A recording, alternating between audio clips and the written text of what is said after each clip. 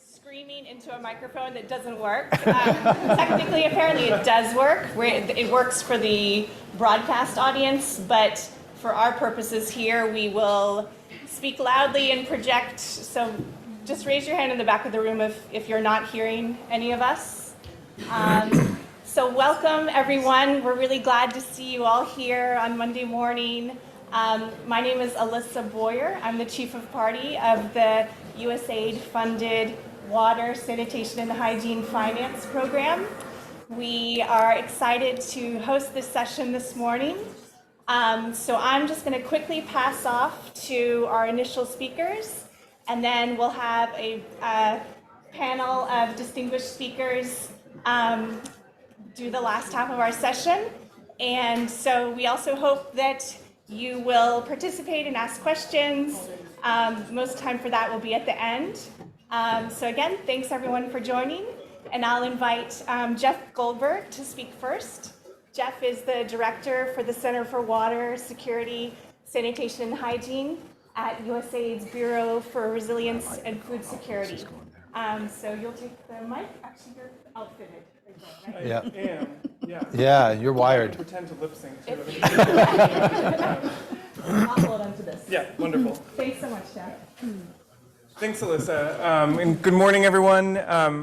Happy Monday of World Water Week. Really nice to be back in person and in real life, while also connecting with folks online. And just want to echo Alyssa's sentiments that kind of on behalf of USAID, we're really excited to be hosting this session today, to be talking about creating markets and accessing finance for innovative sanitation technologies. And for us at USAID, this is particularly gratifying. We started in 2017 with a redoubled focus on both elevating sanitation, but then also elevating financing across all of our work. And our WashFin activity has been one of the flagship vehicles through which we have prioritized and implemented a lot of this programming. So what we'll be talking today, while we have 3 case studies, is really the culmination of kind of an initial strategic period of prioritizing both sanitation and financing. So with this group, I think I don't really need to go through all of the grim statistics in the sector. We know them well. But in particular, why we've prioritized both sanitation and financing together is fairly self-evident, that sanitation is significantly underfunded in comparison to water services. And we know that absolutely needs to change if we are going to meet SDG 6 and really accelerate the pace of access and mobilize the financing that is needed. So just a few words about our engagement in the space, again, at a fairly high level. We've supported innovation sanitation treatment technologies at the country level and in partnership with many of you in this room. And we started really first working in this space in Senegal to support investor readiness and local private sector sanitation service providers, including the Geniki Omni processor that many of you are all familiar with. And we'll hear more about that in the presentation today. And as that proceeded to engage, additional opportunities emerged for us to work in this space. In Kenya, as we'll hear today, our work with Sanovation provided an opportunity to really experiment and accelerate this work. And then with 2 treatment solution providers targeting India and another in South Africa. So we're really excited about the panel that we have teed up this morning for all of you. And the need for financing, in particular public funds, are urgently needed. We know that public funds are a significant source of investment for sanitation, and that when we say mobilizing, that doesn't always mean brand new funding. We know that there's creative, tactical ways where we need to be reprogramming existing public funding, working with policymakers to ensure that existing funds are prioritized to include non-sewerage solutions, ranging from lower technology, nature-based solutions to more advanced solutions, the range of which we'll discuss today.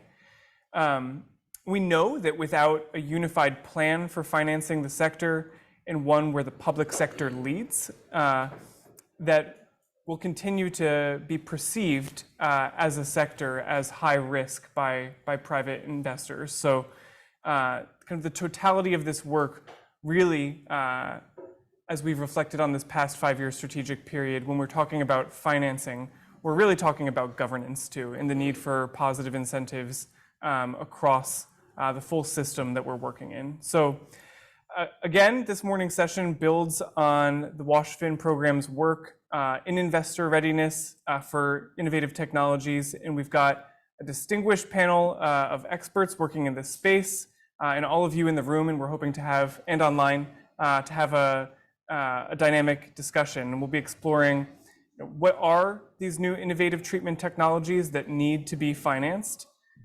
Where and how are they being used? What financing options are available to cover the full spectrum of development from R&D all the way up to commercial viability? And what has their success looked like under the WashFin program? And what are the challenges in scaling them up that we all collectively need to be working on together? So really thrilled, again, to be here in person and to have the opportunity to talk about all of this with this group. And with that, I will turn it over to my colleague, Steve Senna, who is the Deputy Chief of Party of the WashFin program. So thank you again.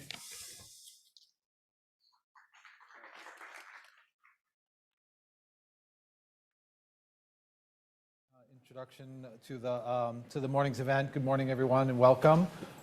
So I'm going to go through a little bit of quick background on the USAID WashFin program. Jeff gave some perspective on how we got to this place, and then talk about some of the work that we've been doing in this innovative sanitation treatment technology space. So the WashFin global program started in about 2016 with the objective of closing the financing gaps to achieve universal access to water and sanitation, primarily focused on sustainable and creditworthy business models, increased public funding, and expanded market finance. We've been in 8 countries over the past 6 years with country offices and activities across Africa and Asia. We're closing in the coming months. Our total budget will be around a little over 45 million, and we've been able to mobilize just under 120 million US dollars in new funding and finance for the sector overall. So I'd like to start off with sort of a question about this innovative non-sword treatment technologies, and it's, is the sector ready for this new frontier that's emerging and gets a lot of I think exposure and a lot of talk, but is the sector really fundamentally ready? So we'll discuss quickly sort of the range of solutions, not in a lot of detail, and then talk about the specific ones that we worked with, some of the challenges both in the enabling environment side, but also with the service providers at the service provider level and the solution provider level, I should say. So in terms of treatment technology, we're not talking about toilets. We're talking about, in our case, utility scale, as we coined the term, solutions for a large, I mean, these are like solutions that'll serve, let's say a minimum of 5,000, upwards of maybe 20,000, 50,000 people, communities of that scale. So, there's a spectrum, and the spectrum is from nature-based, which are, you're all aware, are sort of simpler solution, lower technology, not very sophisticated. And then you have these more advanced, technologically advanced solutions that are more using electromechanical systems and more industrial processing. And in the middle, you have this hybrid where you can bring some of this electromechanical mechanized systems into a nature-based solution in order to make that more productive, potentially a smaller footprint. So on this illustration, what you see in the vertical is the cost and complexity from low to high, and in the horizontal, from the footprint, the land area required, large to small. So these dimensions, I think, are good to illustrate kind of the applicability of which technology you're going to use or choose, because the footprint is very important. We're talking about urban populations, so there's not a lot of land close in to where the people are. And these nature-based solutions require a lot of land in order to operate at a efficient scale. So that's sort of the dynamic and the tension that you're trying to balance. The more sophisticated solutions can operate on a smaller footprint, but they're very expensive. So you need to have the right mix of CapEx for the actual assets, and then you also need to deliver fecal sludge to these plants. So the more expensive CapEx for the more technologically advanced solutions need to be closer in order to have a sustainable operation that you can work with. So in terms of the entities and the types of technologies we supported, there was a range, but these are the three that we really focused on in this investor readiness work stream. So we have Sanivation over on the left, Sanivation in Kenya, and that was using processing fecal sludge and reusing it as fuel for industrial and household use. In the middle, we have the most sophisticated technology that we were involved in, and this is the Omni processor, Janaki Omni processor. It's now Cedron is the company that works with this, that developed this technology. It's now called the Janaki Omni processor. And we worked with a service provider that was called Delvic in Senegal that was interested in, they were operating the system for the government there, a pilot, and they were interested in seeing if they could actually purchase this equipment and use it in other installations. So we were trying to help them work through that. And then the third one that we focused a lot on was Biomass Controls, a US-based company, and they were looking at a very particular opportunity in India and how could they most effectively finance that opportunity. So in terms of the challenges, and this is pretty high level, but from the enabling environment side, what we have is we have public policy and basically the planning that still favors sewer network solutions, gray infrastructure. They haven't really embraced these new technologies in any place that we've encountered so far. So this is a very nascent market for this public good. So these solution providers are really trying to get into this space, but there's no real market of customers, which would be, frankly, the public sector right now. So the early stage sources of funding that are available, primarily grants and things like that for the R&D phase, they haven't been sufficient to actually get to sort of commercial scale at a pace that rises to the need or really the need. So there's been a slow transition because of that from prototypes and pilots to operation at scale. There's also a bit of a tension between providing public sanitation as a public service versus a focus on the technology, the engineering. So it's very well developed engineering solutions, but maybe not fully appreciating the public service side of this that needs to be there in order for that technology to be viable in the field. So at the solution provider level, and when we talk about solution providers, just to be clear, these could be operators of this equipment or this technology, or it could be the technology developers themselves that bring it in and actually utilize it in partnership with governments and things like that.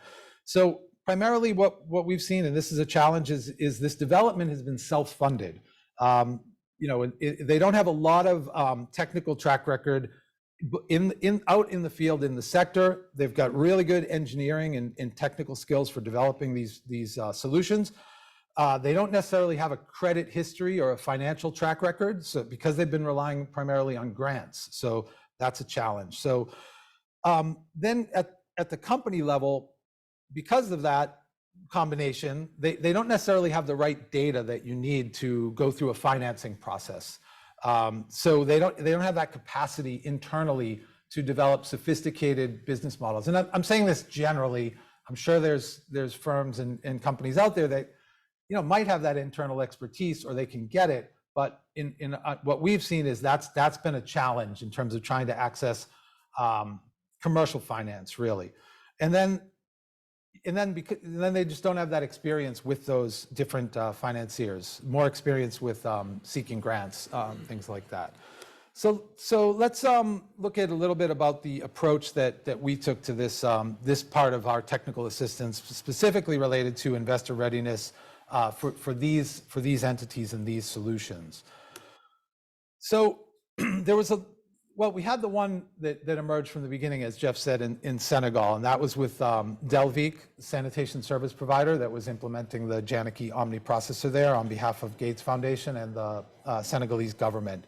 But then we were looking for really others that, as we got into this space, that were established firms. So we didn't want startups that didn't have a track record, maybe only had, sort of bench tested or lab tested or their technology.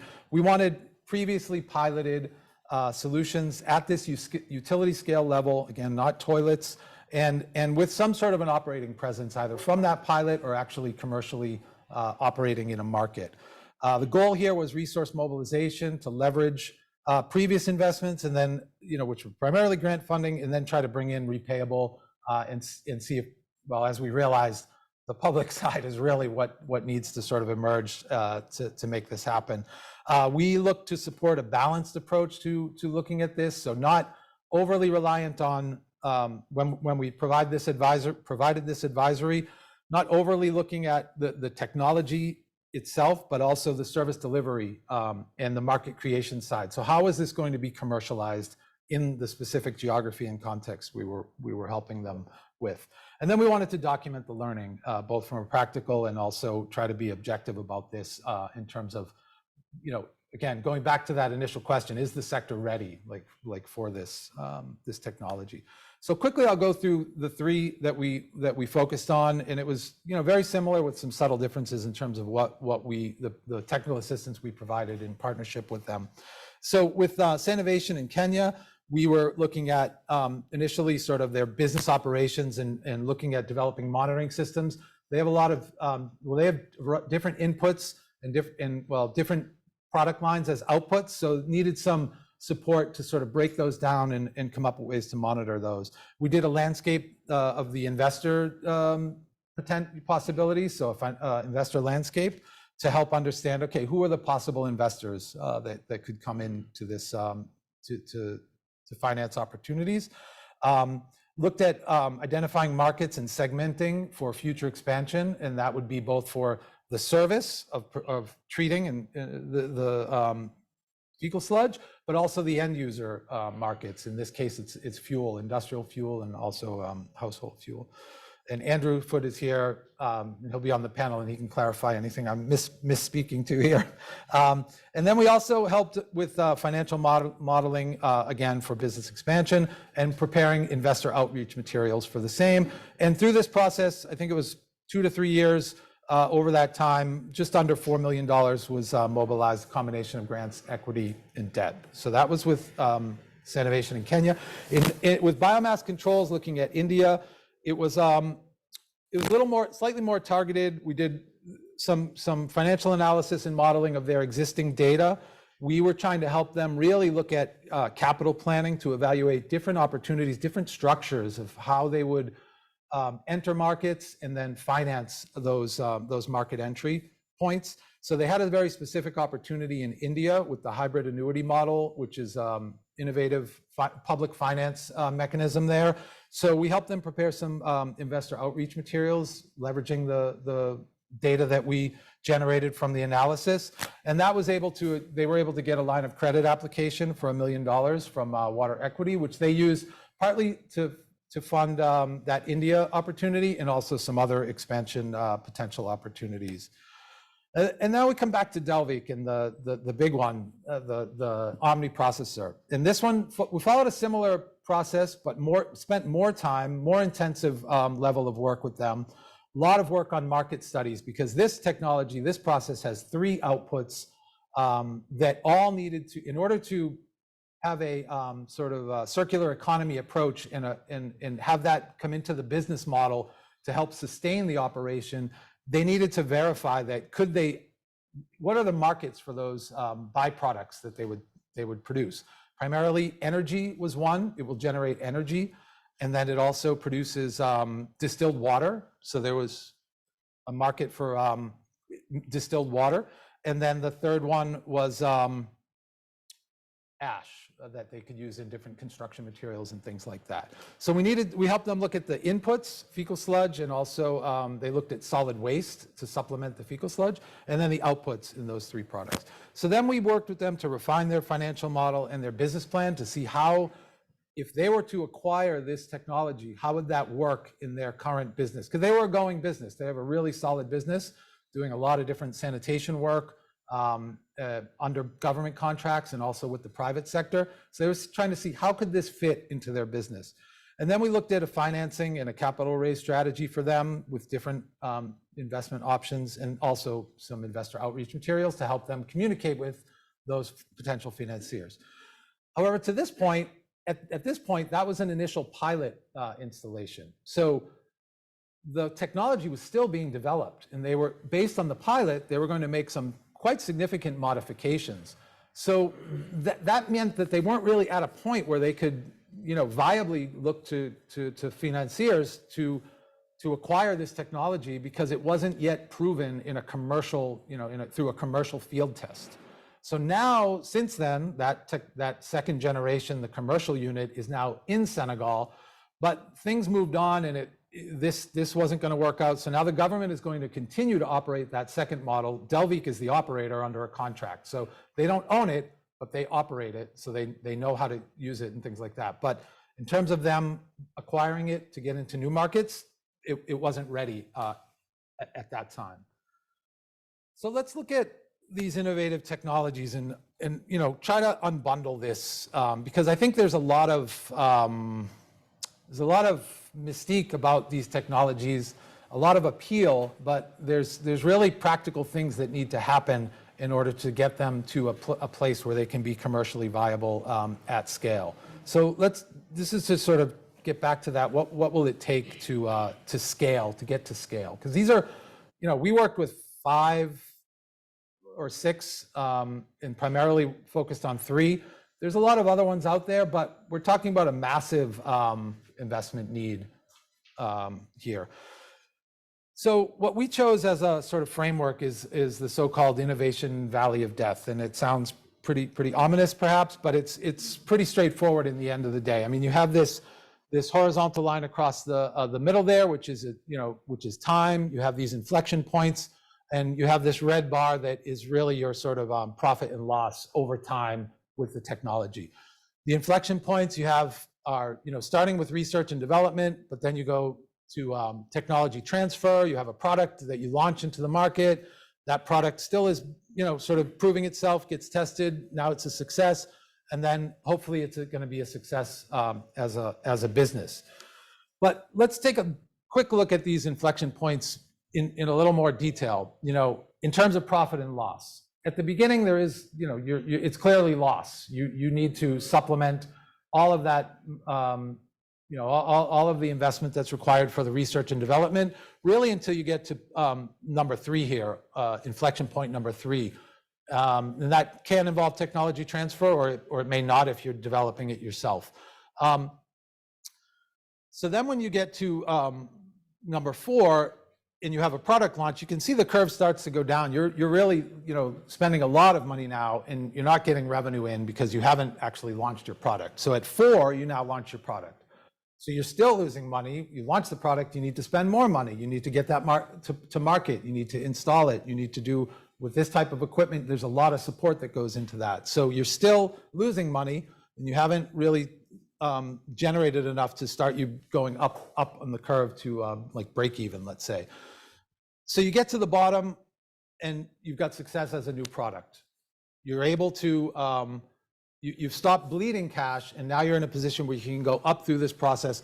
I think inflection point number 6 is quite important because that's where at the bottom of the curve, you've probably been talking to financiers, and maybe you even have some investors on board. Now they're going to want to see you keep going. And if at point number 6 there, you're not able to move, that's a critical point for investment. And they may decide to invest at that point if it looks like you're going to continue on this path, or they may not if it looks like you might slide backwards, because you're still losing money here. You're not making money. You're not profitable. So I hope that gives like a little bit of a understanding of how these technologies might move through an innovation pathway to commercial viability. In terms of the ones that we worked with, these three, this is our very illustrative sort of stylized view of where they might sit, only in terms of where the applications and the markets that we were exposed to at that time. So this is not a statement other than there's a lot of other factors that go in here. But from our point of view, you know, we see Sanovation as being sort of furthest out on this horizon.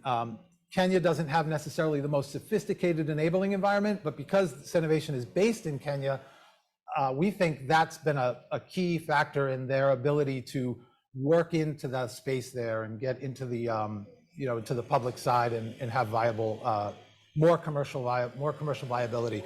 The other two are both imported technologies, so these don't have a direct local presence. I think they're both looking at different licensing options to get into different countries. The Omni processor, the Janaki one, is quite sophisticated and a lot of intellectual property.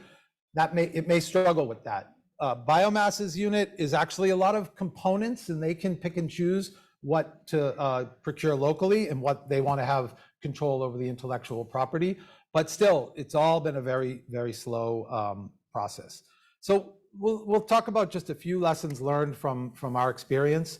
You know, so private investment opportunities do exist. We have mobilized private investment, but the deal size is going to be small, and that ticket size becomes a challenge for most financial partners.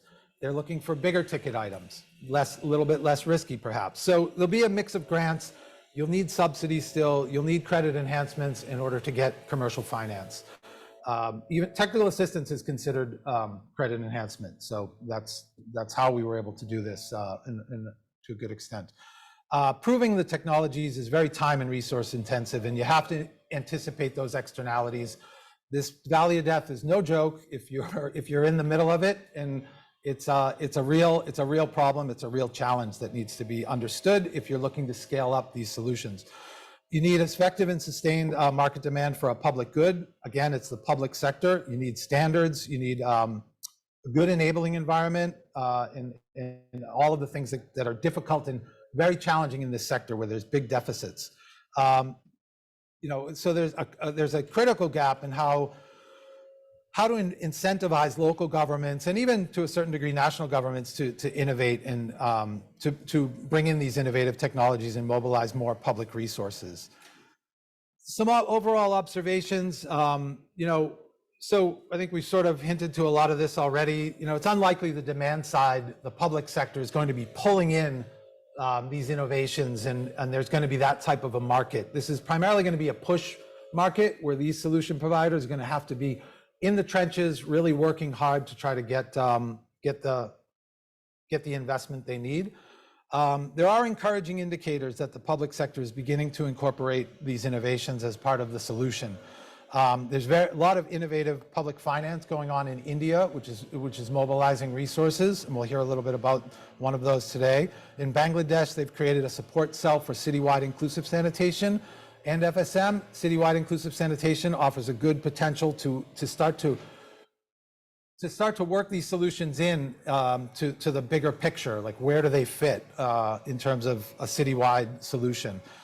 In South Africa, there's the Sanitation Technology Enterprise Program, which is looking promising because they're looking at sort of homegrown innovations and how to stimulate that market. And then there's been uptake of AMCOW's African Sanitation Policy Guidelines, which is also has some references to these things, and we see these as all kind of encouraging signs. So I don't have any more time, and I want to make sure we leave enough time for a good panel discussion and also your participation. So thank you all. I hope you gained something from that brief picture of our work over the past few years. Thanks so much.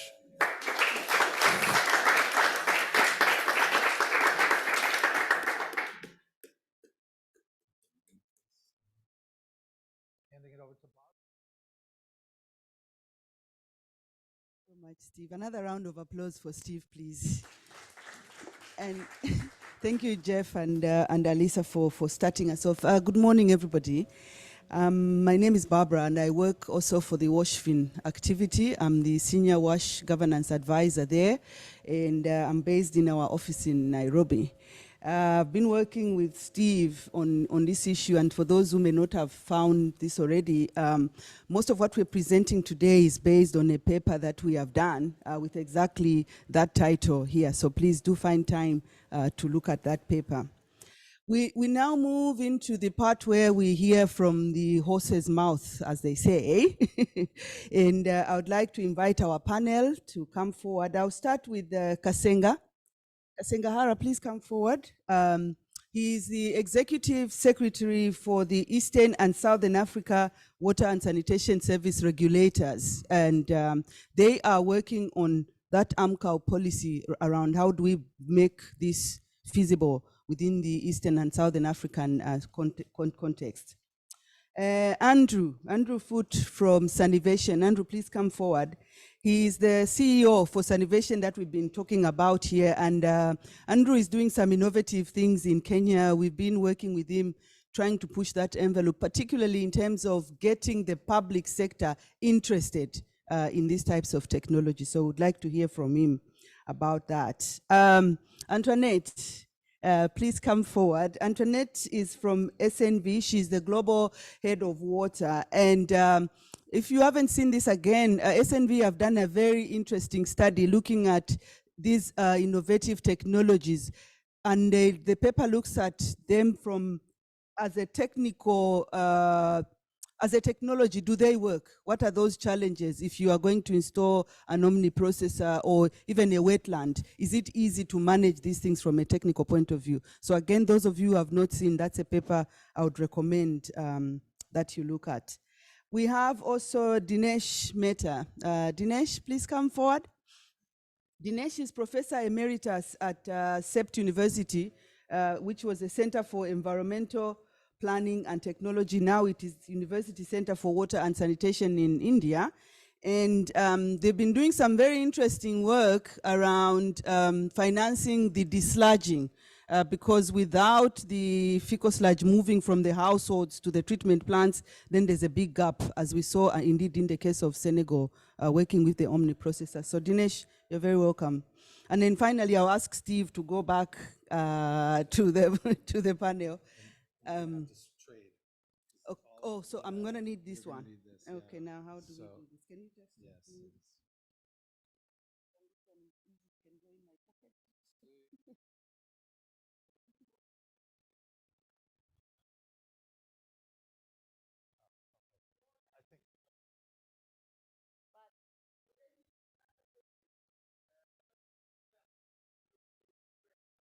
So we should just slide on it.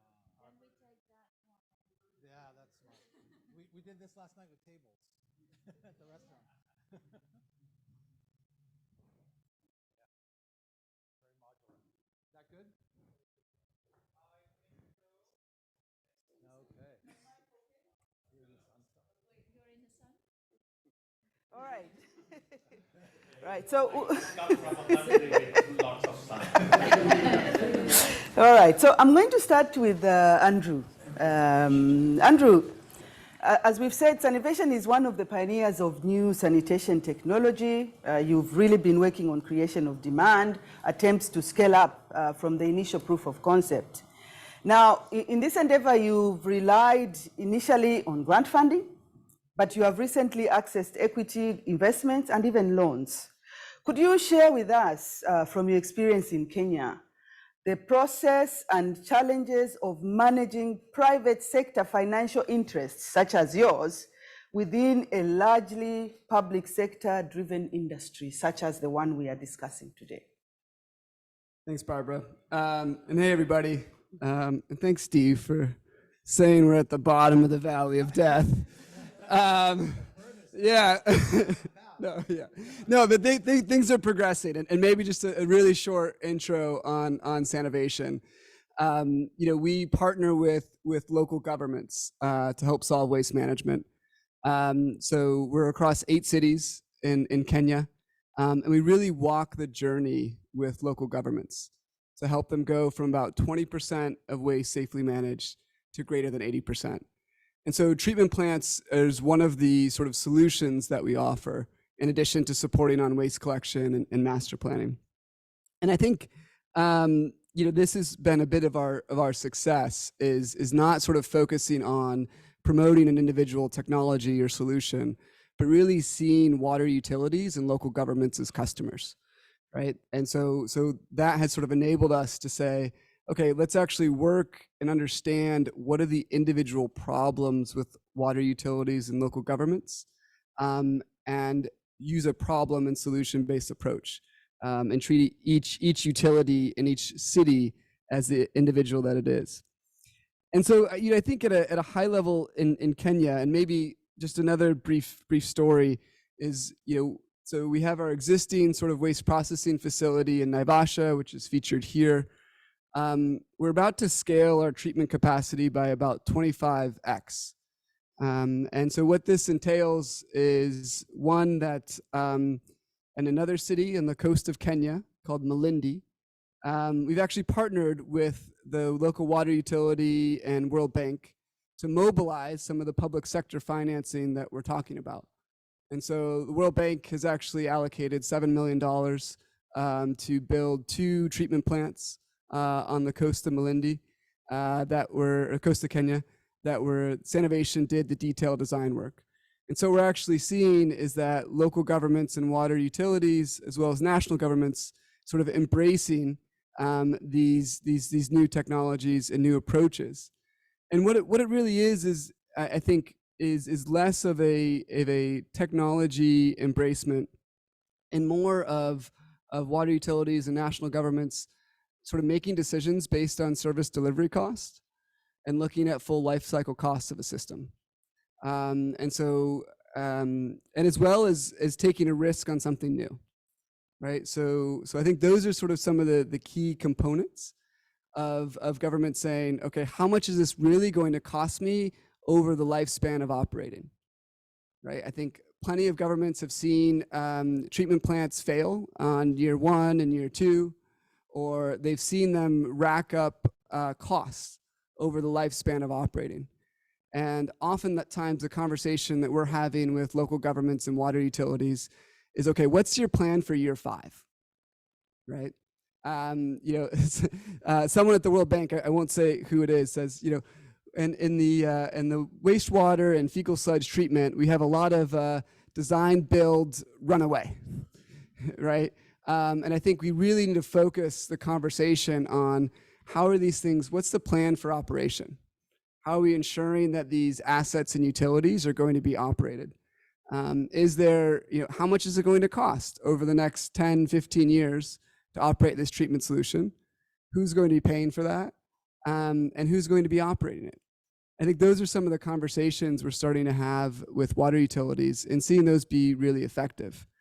And I think on top of that, we're starting to see some actual case studies work of these approaches, right? And so just like any government, most water utilities and local governments are risk averse. They don't want to be the first to try something.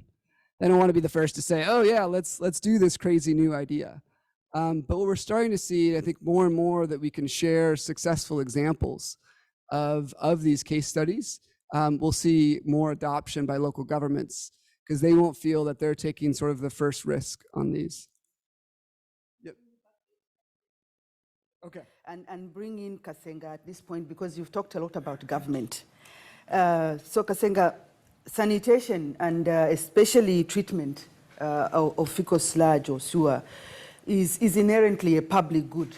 Yeah, and I think Andrew is hinting on that. And it means that if we are going to scale up these new sanitation treatment technologies, we will require policymakers and practitioners to do more by way of institutionalizing and funding market creation on the demand side, such as we have seen with the World Bank in Kenya in Malindi. So a question for you is, from your perspective as an association of water and sanitation regulators, what are 2 practical considerations that would enable water utilities and governments to plan and budget for new sanitation technologies rather than our current focus on expensive sewer systems? Thank you very much, Barbara, for that question, and good morning to all the participants in this session. So first of all, I'll talk a bit about ESAWAS, what it is all about. It's basically a network of regulators in the Eastern and Southern Africa region, 10 member countries presently from Lesotho all the way to Burundi, still trying to bring on board countries like Namibia, Botswana, South Africa. In fact, we have a meeting next week with South Africa. So to answer your question, and you said practical examples. From a regulatory point of view, first of all, we believe that the environment must be sanitized. So you need to have an enabling environment before we can even talk about planning and budgeting. So what does that mean? From our point of view, we need to be very clear who the responsibilities are allocated to and accountabilities. To that effect, we conducted what we call a gap analysis sometime in 2018, 2019 across our member countries to try and understand where each country was in terms of the responsibilities and accountabilities, as I've said, including who finances actually when you talk about responsibilities. We discovered that countries were at different phases, some countries with similarities like Zambia, Kenya, Tanzania, other countries completely lagging behind, a country like Lesotho. So Lesotho has the utility in there for water and sanitation, but the regulator actually hasn't got the mandate to regulate sanitation. So that brings in the legal challenges.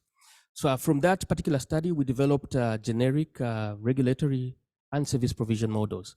And this is what countries in our region have adopted and adapting to their scenarios and are implementing. So moving and making progress stepwise. So it's becoming very clear in terms of the enabling environment. I don't want to narrow it down to only the regulatory governance, but also the substance aspect of it. And I'll explain that a little later in terms of the tools that have been put in place. So we're seeing countries making progress. Kenya, an example has been given here already.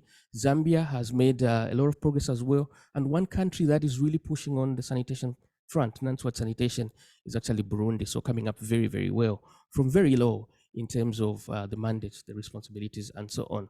And we're seeing increasingly also the budgeting. But you can actually not plan very well budget if you don't understand the situation that's pertaining.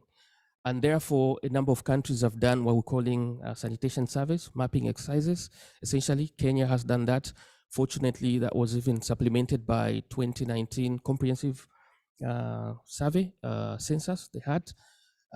Uganda has done a lot of surveys, basically using apps, and Zambia is also doing that. So that gives you an idea of what's existing on the ground in terms of all these technologies right across the value chain, containment to treatment. In most cases, the treatment facilities are actually missing in a number of countries. They're using the same conventional wastewater treatment plants to try and treat the fecal sludge. That places a huge burden on that infrastructure, and we're seeing a lot of downturn to that effect. But there's increasingly a lot of commitment coming up from the government. Regulators working with the government. Our primary role is also to advise the government. We're seeing a lot of commitment. An example is Zambia, where the government, through the cooperating partners, has committed $350 million to sanitation. Same can be said about Kenya, different magnitudes, but I already mentioned Burundi also making very good progress. Tanzania is also a very good example where the sector is being sanitized and authorities being realigned to the cause of non-sewage sanitation. So once all those are in place, I think then it makes the planning and the budgeting quite effective, because then you have all these the enabling environment very, very, very, very sound. In addition, because you asked practical example, as an association working with our partners, Athena Infonomics in particular, we developed a decision support tool, which we call CWIS SAP tool, which is basically Citywide Inclusive Sanitation, Services Assessment and Planning tool. Now, this tool will give you scenarios about outcomes of particular intervention. So decision makers, the utilities, the local authorities, the regulators are able to make sound decisions based on this. And this is supplemented obviously by the data that you're collecting through the sanitation service, but also the operational data coming from the utilities as well. So this particular tool has been utilized in Zambia on the ongoing projects I mentioned. It's been utilized in Kenya and recently also in Ghana. So I think hopefully that suffices for the practical cases. Thank you. That's good to hear. Now, I wanted to hear a little bit more about the technologies themselves in all these conversations, and I would like at this point to bring in Antoinette. Antoinette, you've made a statement in a document, and I'll quote, "We are at risk of creating parallel realities with fabulous success stories about innovation and circular economy being financially viable and environmentally and socially sustainable. The other reality is being the one in which most of the urban sanitation infrastructure is struggling," end of quote. So focusing specifically on the more advanced technologies such as the ones we are discussing this morning, what would you say are two critical challenges that must be overcome if we are to move towards the reality of a truly innovative and circular economy related to fecal sludge management, such as what Kasenga is alluding to? A truly innovative and circular economy. The reason why I said that in the document is because when you come to conferences like Stockholm, you see presentations which are fantastic. And so when we had the idea to do this book on treatment, we thought, let's get some stories of how this has worked out in practice so that that can inspire our work in the different cities. And some of the success stories that I personally saw in Stockholm, not once, not twice, but multiple times, we couldn't find on the map. We asked our country colleagues, please drive there. It should be there. Look, Google Maps, go there. Doesn't exist in practice. And of course, I worked in Indonesia. Indonesia is one of the countries where we work. We have the problem in Indonesia of now, I think, 163 treatment plants, of which I think 15 are working now. Yeah. So there's some disconnect there. It irks. And for me, it's not so much whether it's innovative. For me, it's whether it's fit for purpose. And when you talk about circular economy, the issue is it needs to fit to the input market, sorry, and it needs to fit to the output market, right? And then it needs to fit to the reality of the people who are managing it. So when we're talking about different technologies in a city, that needs to really have a process of informed choice of the people involved. And that is often not happening. There's too much optimism. I'm saying to Gates, I really don't want impatience and I really don't want optimism. This is not going to be fixed quickly, and it needs a lot of headaches and care and attention to get that right. Now, the second point is that the second challenge is that most of these technologies are not plug and play. Yeah, we worked in Kenya on briquette making with the Nakuru in the research and development of that. We're now trying, or we have been trying to upscale that to another,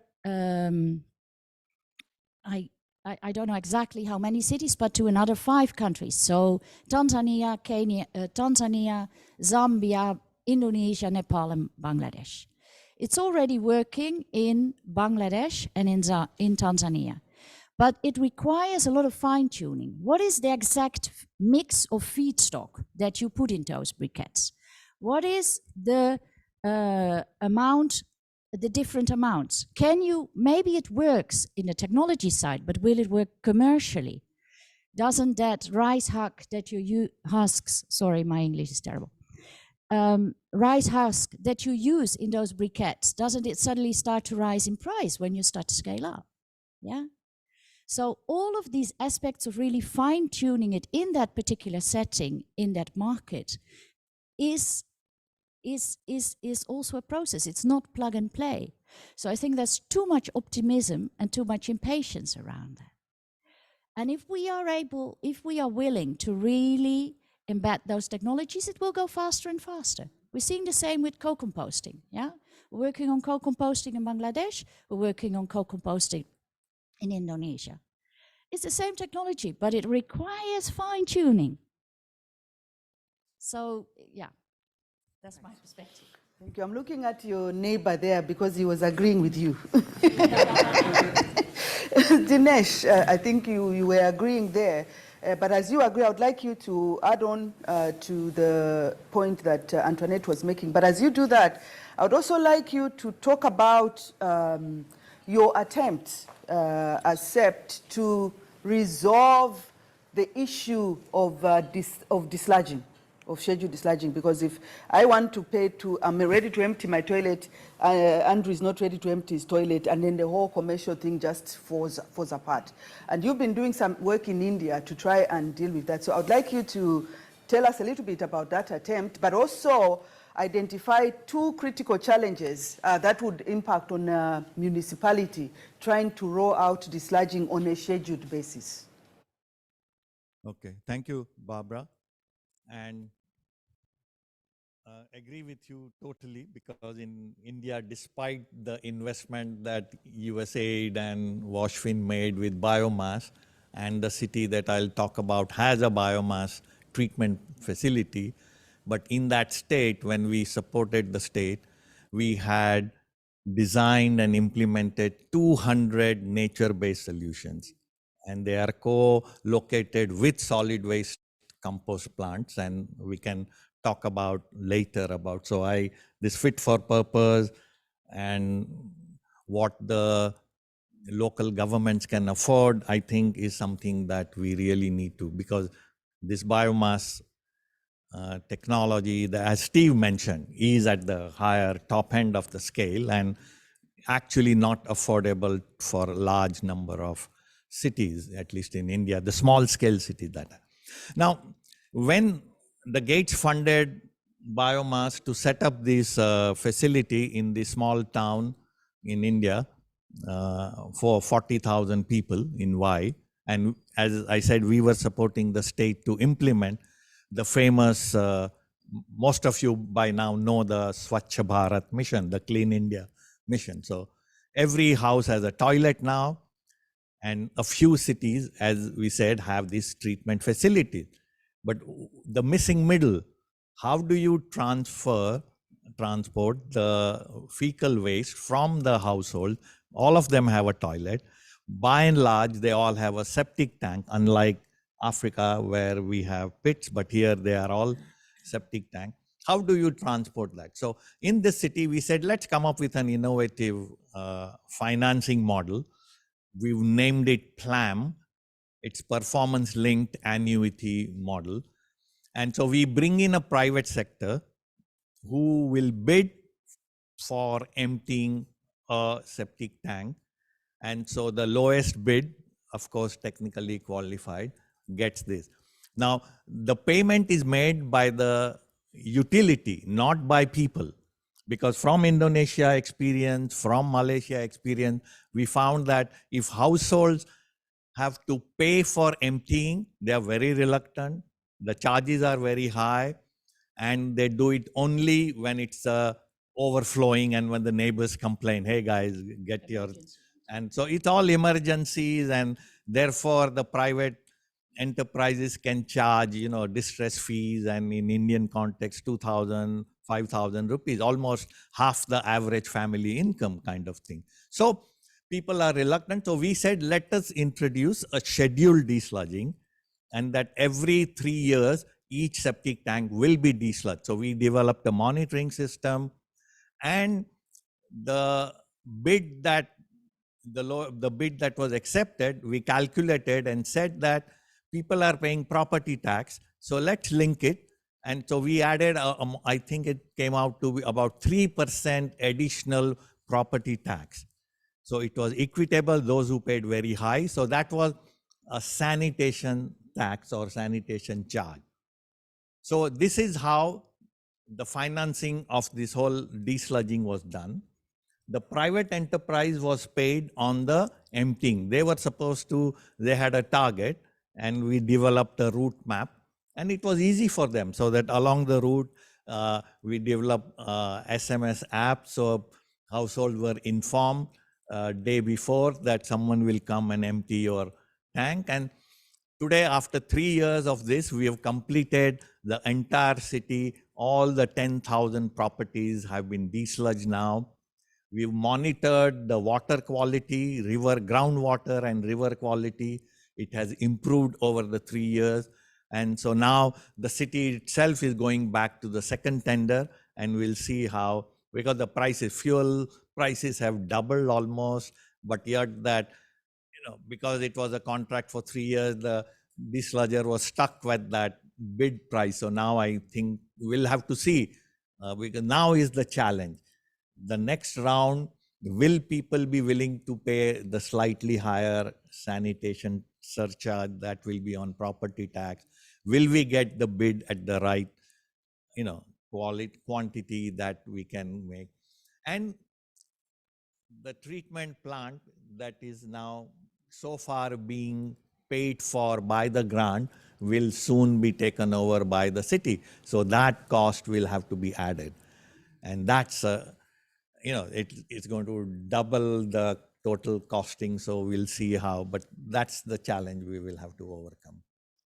And I'm glad you have brought us there, because what I'm hearing is you've come up with a solution, but then the solution now starts generating its own set of problems on the financing side. And then, so it takes us back. Is there really this circular economy there, particularly if the public sector is not involved in this discussion, but something to think about. And let me bring back Steve from technical assistance point of view. The support we provided as WashFin focused on strengthening financial management, and I think the issues that Dinesh has talked about there. We looked at business planning, creditworthiness, and treatment, the creditworthiness of the treatment technology solutions. Now, it generally worked well, yeah? A more comprehensive approach, working with national and sub-national governments on reforms to overcome the enabling environment constraints, and on the demand side with the public and private sector across the value chain, would open up potential for broader impact and replication. But what we see in most of our countries, and I've always argued this, is that different development partners, when they go to a country like Zambia, they don't like to talk to each other. They like to compete with each other. So the American flag must fly in the east, the Swedish one should fly in the west, and they should never fly at the same point. So you find that we're providing technical assistance, but it is not coordinated. And this just causes confusion, especially for the local authorities that we are dealing with. So in your view, what is the implication of this inability to coordinate on the ability of the sector to replicate and scale up these technologies, which are already complicated enough, as we have heard here? Now, when you add in the development partner angle, it becomes even messy. What are the chances that we can scale up? Yeah, thanks, Barbara. So yeah, I mean, complex sector, bringing in complex technologies, and it just sounds like it's going to be messy for a long time. As Antoinette was referring to, it needs patience, and it's a long game here. But you have to play the game. And I think, to your point, Barbara, we talk a lot about commercial in private sector, and that's always supply and demand. Well, there's supply and demand in development too. And what we're talking about here is a lot of supply, and the demand needs to come from the governments, I think. They need to kind of be in the driver's seat about planning for their sector and the services that they will deliver to their people, and they should be accountable to them. So I think that coordination, it's really beholden on us to make sure that happens. And it won't happen in every case, and there'll be mistakes and opportunities missed, because we can't be everywhere all the time. But somehow there has to be much stronger coordination at the ground level in countries, not back in the home office.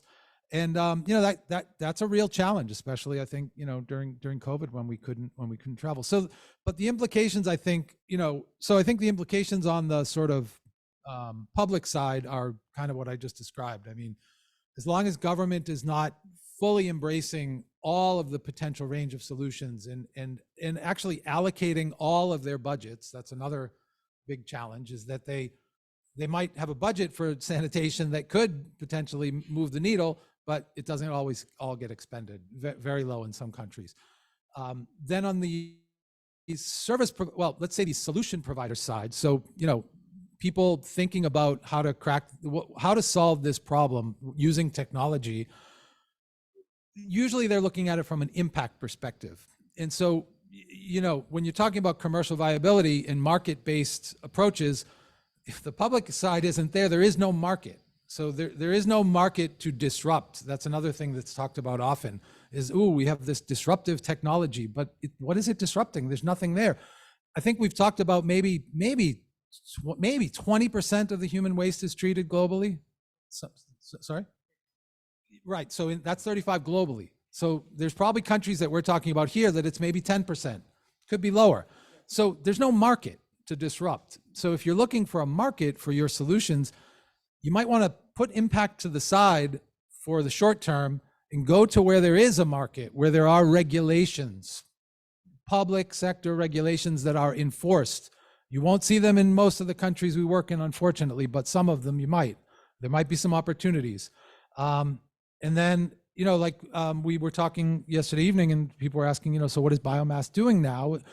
We're not in touch with them directly, but we do know that they've been getting a lot of activity in the United States because of regulations for livestock waste, and that needs to be treated. So there's grants that come from the federal government to stimulate these innovations, to get people that are thinking about using technology, to give them the resources to test that technology. So they're participating in that, adapting their technology for that use. So that's a couple of responses there, Barbara. Pick up on the government and Kasenga, because we don't have a government, so I'll treat you as government. And I want to ask you a question here.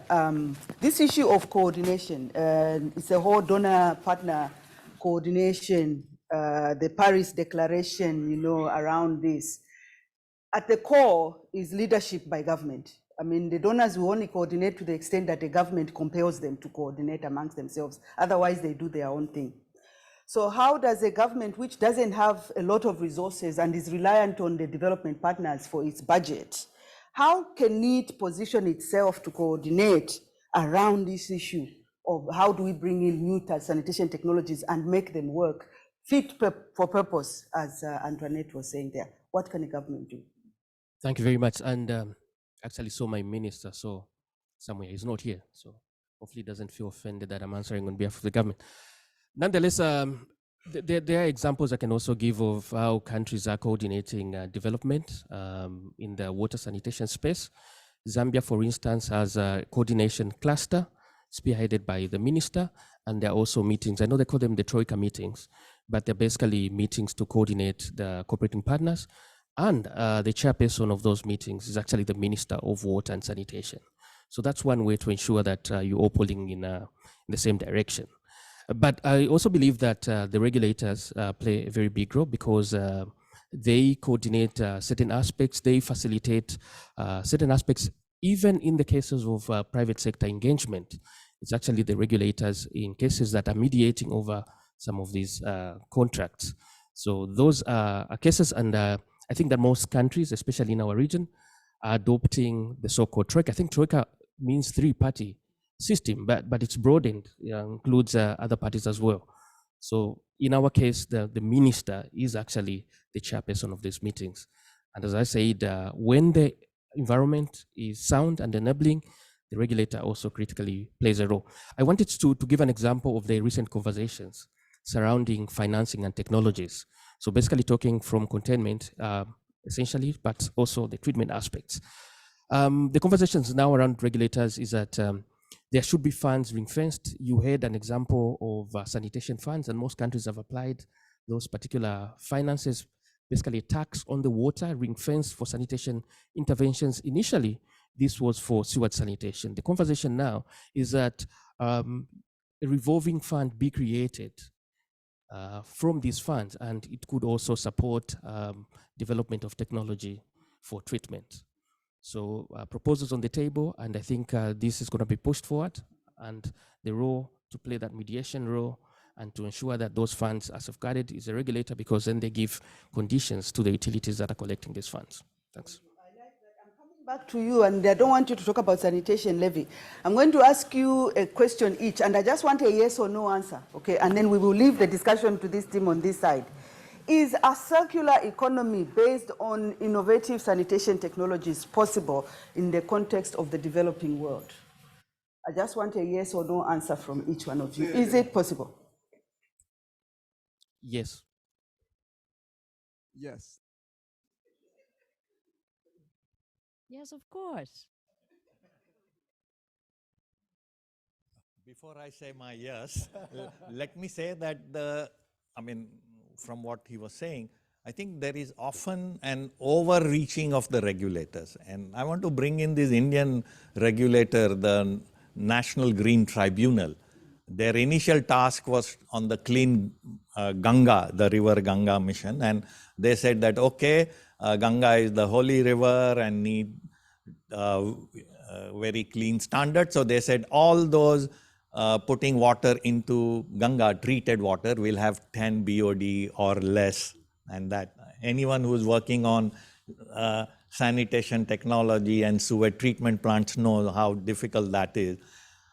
Now there's somebody then said within the tribunal and regulator, why Ganga? Every river, every water body. So now every fecal sludge treatment plant, every sewer treatment plant has to meet those standards. Now that is a big challenge. And so often it's not the fit for purpose regulations. It is often just that this is the absolute standard. And so I think we need to look at regulation also in a manner that is appropriate.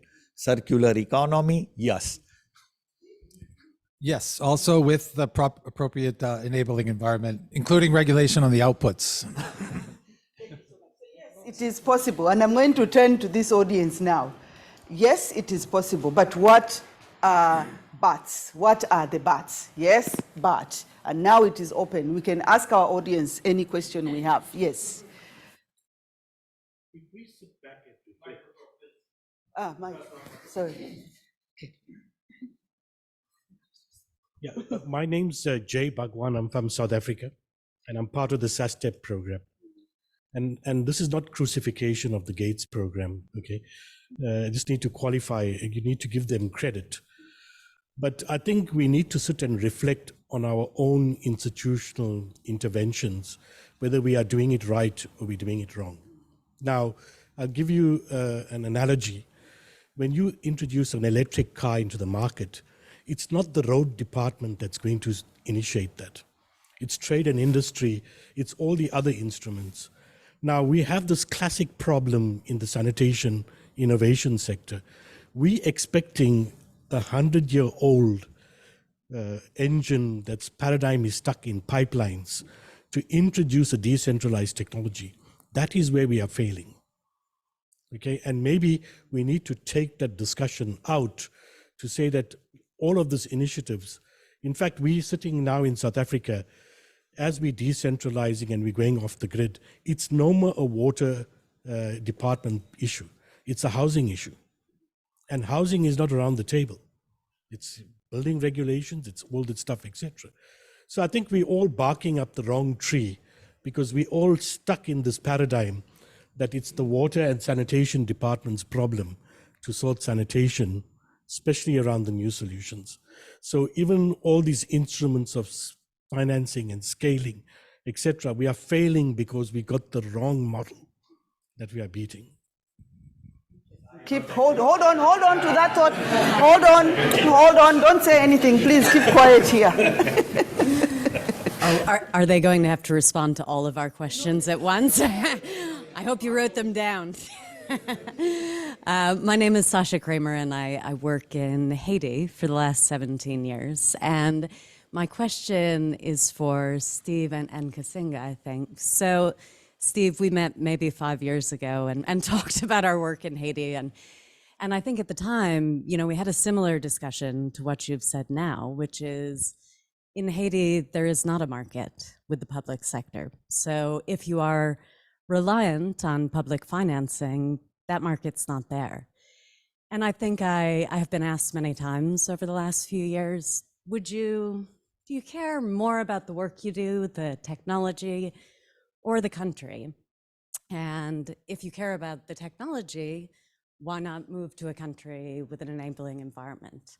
So I guess my question is, do we say to service providers in Burundi, go to Kenya?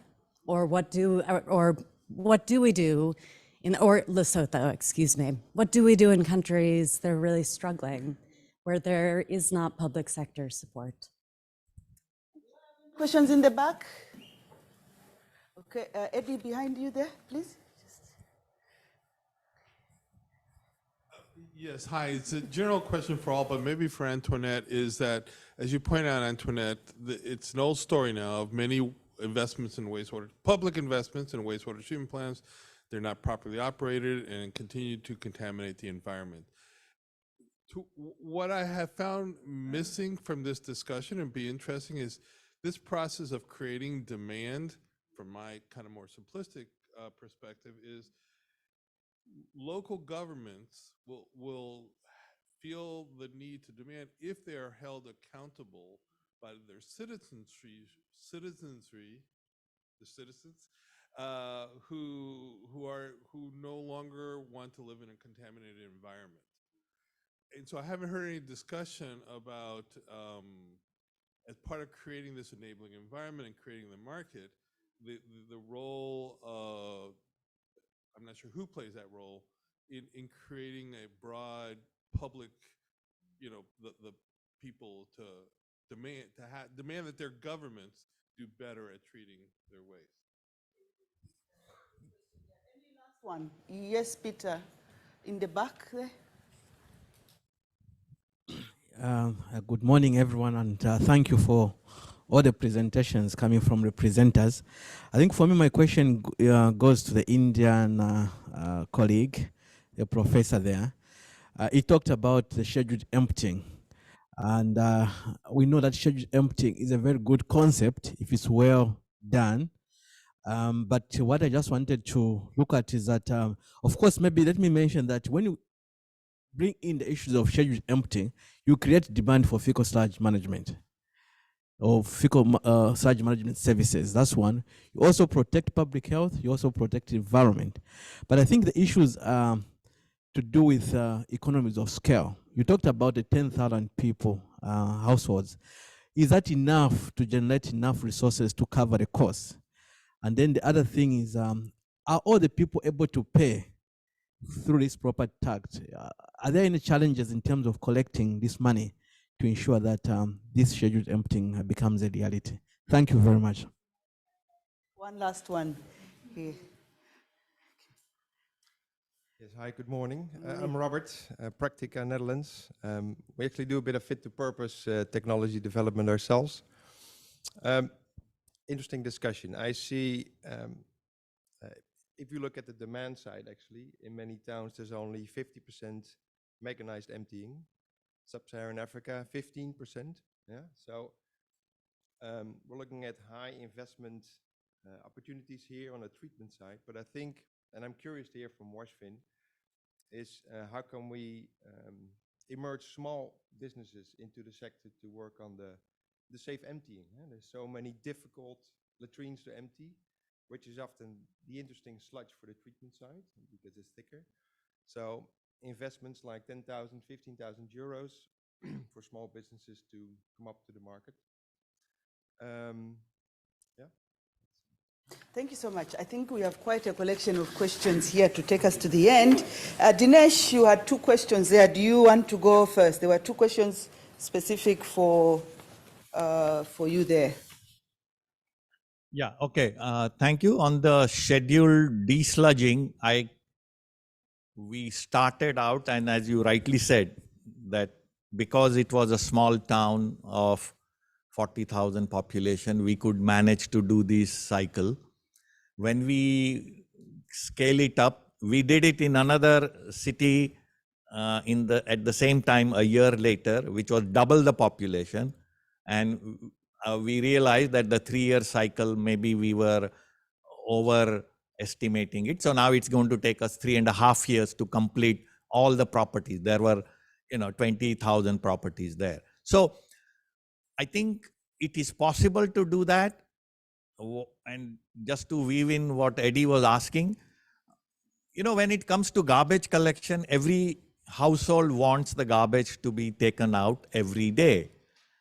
And we realized that the key thing we needed for getting people to agree to schedule desludging was that they had to recognize that the fecal sludge was something like not every day, but it's a municipal service, and that the local municipality or the utility will empty it on a scheduled basis without your paying for it directly.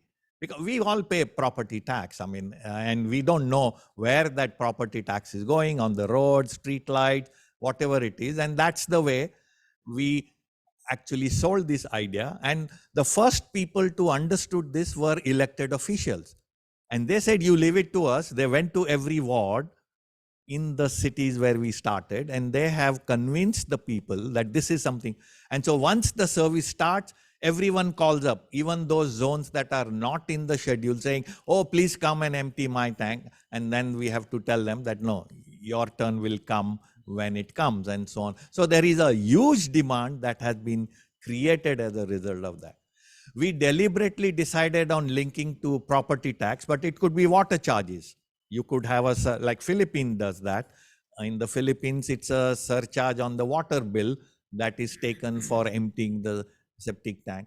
We feel that we need to be, I would call, equitable. Those with higher property taxes will pay higher rate or higher, you know, absolute fee. Those, the poor, who often in many cities in India do not pay any property tax, actually do not pay for emptying. So, you know, it's equitable. It's in some sense cross-subsidizing. But because it's a local government service, we must remember, and that is the challenge that we are going to be addressing, that in future, we may not necessarily realize recovering entire cost only from these sanitation surcharge. We may have to look at general municipal resources as well. And I think that given the Swachh Bharat or Clean India mission, there is a great awareness among the people. And Jai, you are wrong. The non-sewerage sanitation is now accepted. A large number of engineers are actually learning.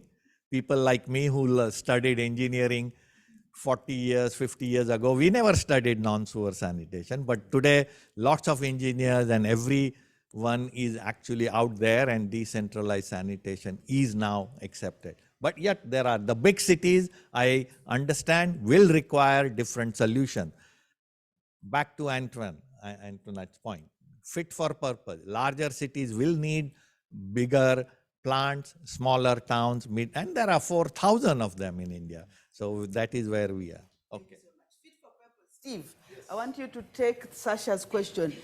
Is it the technology which is fit for purpose, or is the country fit for the technology? Yeah, it's a tough. No, I think the bigger question is what do you do? You know, and I think it's both. I mean, if you're looking to bring a technology to a market, I don't know how you guys came to be in Haiti, if you had a connection there first and saw the need, or if you targeted Haiti. Now, there's many different ways for these things to emerge, but I think that fit for purpose is very, very critical, because there could be a temptation to follow somebody's money into a place where your technology just might not be right, or that particular country may not be ready for that technology, or the place where they want you to put the technology isn't quite ready, because they like the technology, but they may not understand the nitty gritty and the nuance of this fit for purpose, especially when it comes to, I mean, frankly, the circular economy one, that to me is in a way dangerous. I think Sanovation has done an excellent job because they've been able to spend the time and make the relationships and the connections on the input, the output, and all of these dynamics. But I think in many places that really needs to, if you're an innovator or you're bringing a technology, and you really need to challenge yourself as to how you're going to make this commercially viable, and get through that sort of valley of death. But the bigger question, I think, is, what do you do about the countries where the technology isn't viable? And I think you go back actually to sort of this model of looking at homegrown, like what is going on in the country that could be adopted, or could be adapted at a nature-based, low-cost, using local ingenuity and local, expertise, rather than bringing in something super sophisticated that the fit and the purpose may be there, but the fit is missing. To Antoinette. Antoinette, is there enough range of technologies to answer Sasha's question right now? What I'm thinking is that the idea is there, but then to make it fit and work in the context of Haiti, and I'm not just talking about making it work technically, but making it work with the whole, let's say, input market and output market, that requires a lot of work. And for me, that becomes way more important than the original nice idea. And this is also why I have a bit of a problem with the word enabling environment for technology, because it puts the technology at the center, whereas, gosh, technology is important, but it's one piece of the puzzle, and that enabling environment has a lot of elements that we need to work on very seriously. Yeah? I do want to say something about scheduled desludging. Can you hold on to that, because I want everybody to have one chance before I'm asked to leave the podium. I wanted to pass on to Andrew. And Andrew, I want you to answer Eddie's question around accountability from the other side. I know Dinesh answered it from one side, from the service provider side, but from the demand side, how can we make our citizens hold us accountable for delivering this service, which is a public health issue, and it is their human right? Yeah, thanks, Barbara. And I think just one other quick point is, the sanitation sector is still relatively young, right? Let's be clear. It's not ready for, fancy technologies to come in and just plop in and work, right? There's a lot of development that needs to be done in terms of building low capacity, building accountability, mandates, and regulation, right? Part of the way for that to change and that to happen often is local implementers pushing local governments to say and show successful case studies of things working. So coming to your question, what's happening often in Kenya is the water utilities are being cornered by local citizens saying, hey, stuff is polluting the local environment and local waterways. And on the other side, the water utilities looking for solutions and not finding any, right? They're like, oh, all these solutions are really expensive. They have high CapEx and high OpEx. What are we supposed to do, right? So, and at the same time, the regulators coming in and saying, hey, you guys need to meet performance standards, right? And so what I think a lot of local service providers are trying to do is show government, here's an opportunity and here's an option, right? And what we've seen in Kenya, actually, is national government has now changed its goals because of local service providers, right? So the national government now has goals to be in the urban environments, 40% sewered and 40% non-sewered.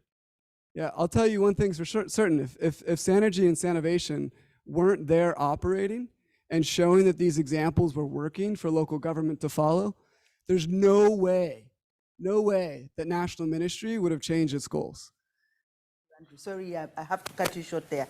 You have the final word as government. We've talked a lot about you, and there was a question specific to you, but I would also like you to answer Robert's question around how do we create a market for that smaller scale service provision, especially by way of emptying of toilets and pit latrines.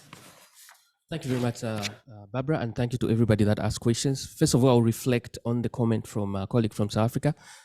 If I got that quite correctly, I think you're alluding to a discussion whether sanitation is public service versus private good, essentially.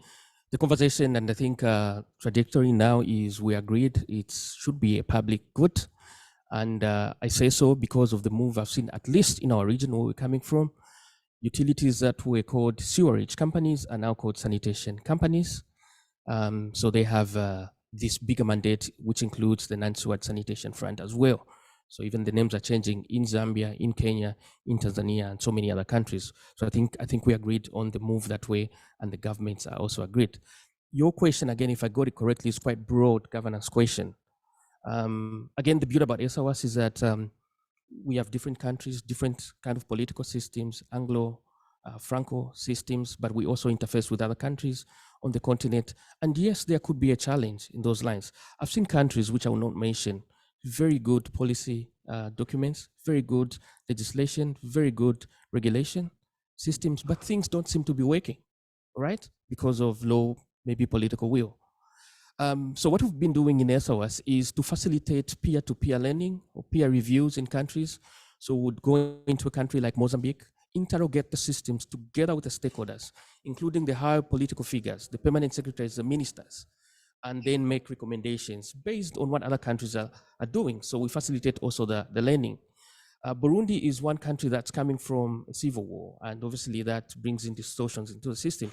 We were compelled to have our general meeting in Burundi, invite the minister, the permanent secretary, to come and officiate over these meetings and learn from what other countries are doing. And then subsequently, they came over to Zambia for learning. So this is one way.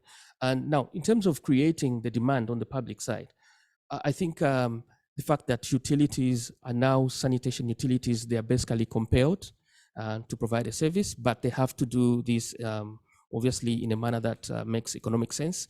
And the services that I alluded to are leading to initiatives such as zoning. So then you create a market essentially. And through that, I think then you can create cross-subsidization. Thanks. To have a last bit where we would sum up, but I think you have heard for yourselves.